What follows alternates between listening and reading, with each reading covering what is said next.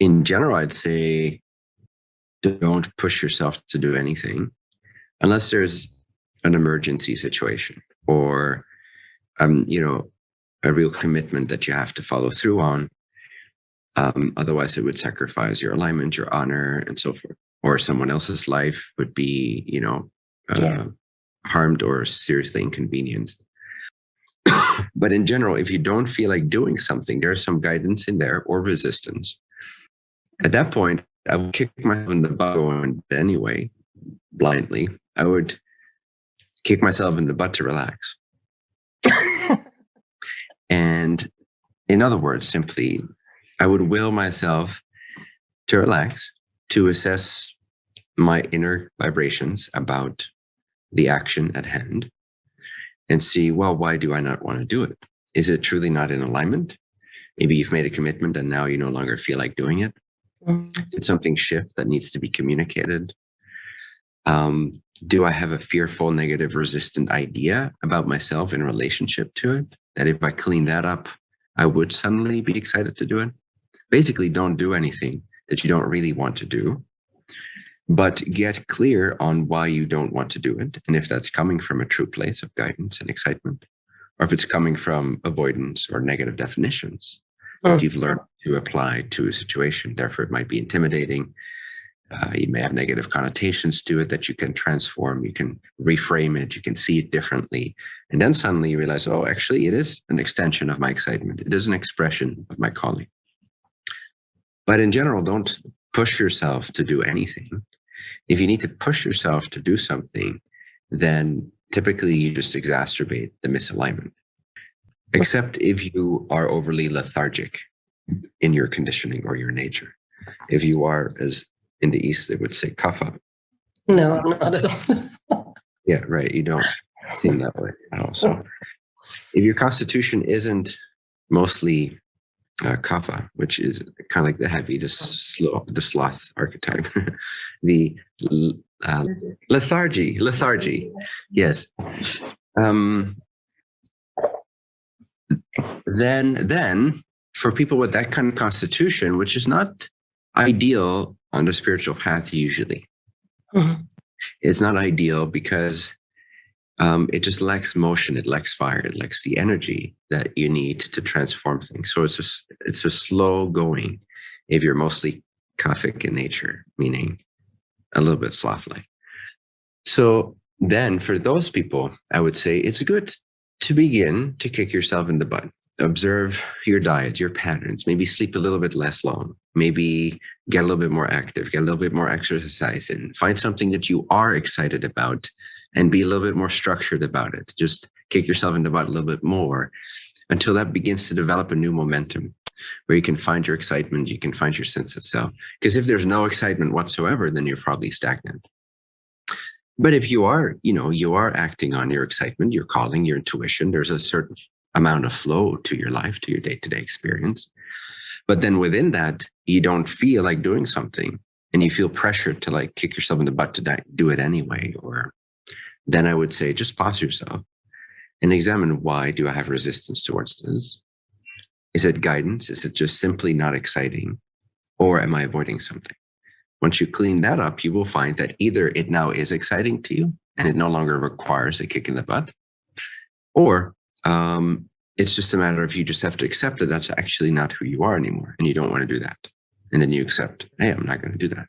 That's just one example. Again, like I said, I'm going to comment in general, but you specifically, how you apply this is really up to you. Another element based on what you were sharing that I would like to make a general comment on is playfulness. Playfulness is very important. Now, you don't always have to be playful, of course, but it's an important energy to infuse into your day-to-day experience. So you particularly might have some conflicting ideas, and a lot of people do, about play and work, or have to and want to, should and freedom. Those are conflicting concepts that will produce these mixed frequencies towards a lot of topics in our life, or a lot of activity or actions or commitments. So again, for the most part, I would simply kick myself in the butt in the sense of pause yourself be determined to get really clear on your relationship to these activities in your life. How are you defining it? Do you have just a pure empty channel towards that? And your guidance is letting you know, this isn't just, it's appreciated, but it's not for me. I should relax more. I should just be more playful. I shouldn't go down this path of hard work. If that's guidance, perfect. But if it's something that is part of your calling and your excitement, but you have resistance to doing it, or you're just generally in a sloth-like definition state where you're like, yeah, I don't want to do this. I don't know. Yeah. Then it's good to examine what are those core definitions that make that topic, which is actually part of your excitement, appear. And it's playful. It's essentially playful. It can be done in a playful way that gives you joy. But how am I defining it? That's making it appear to be the opposite. That's making it appear to be a should. That's making me intimidated by it. That's making me not want to look at it or not do it. So if I have resistance towards a portion of my calling, it's really helpful to see that that's because you're defining it in a negative way. And a lot of people have a lot of negative definitions applied to their calling. That's why they don't enter that flow state of excitement and activity, because they have fear-based negative ideas, limiting ideas applied to what's actually part of their playfulness. Would they transmute or transform or drop those negative ideas, see through them, then suddenly the energy would return for these very things that seemed to not be exciting. Does that also apply for this spiritual journey? Because I feel the most of shoulds that are still in my mind are like, I should meditate more, I should be strong in alignment, I should work harder on my causal body, I should... Let's put it this way. Let's try this way. If just for a moment right now, you can just drop all shoulds, just for a moment. Just like pretend you don't. You don't have to meditate more. You don't have to be strong in your alignment. You don't have to work harder on your calling or service to others. Just see if you can drop all these. I'm not saying they won't come back, but just enter a little glimpse of relief. It's such a relief. Okay, good. Okay, so that's good. A quick snapshot here. Now, from that place, ask yourself, do I want to meditate more? Or not even more, because that already has resistance in it. Do I want to meditate? Do I want meditation to be part of my life? Yes. Good. Do I believe I can meditate in a way that feels really natural to me, that doesn't feel forced?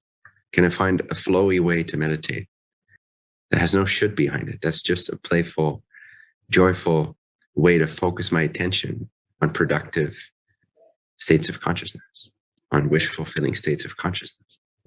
Do you want meditation to be part of your life? Would you like that in a natural way? Cool. So you want to meditate. Do you want to be strong in your alignment? Would you like that? Yes. Completely. So then it's not so much about should I, or, if you drop the resistance, then suddenly it's like, you know what? I want to be more meditative. And you know what? I want to be strong in my alignment. There's no should. There's no German dad forcing you to do that. But because you have a negative association with that or definition applied to it, now you're resisting the very thing that actually otherwise you would flow into playfully. So if something seems like work, then either you're really doing something that's not in your alignment.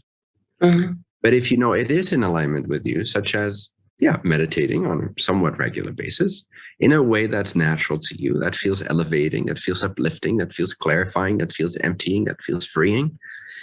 Now, what seemed like work just a second ago, just because of a negative definition that you felt you had to hold on to, when you drop that, now it's like, I shouldn't, but I want to.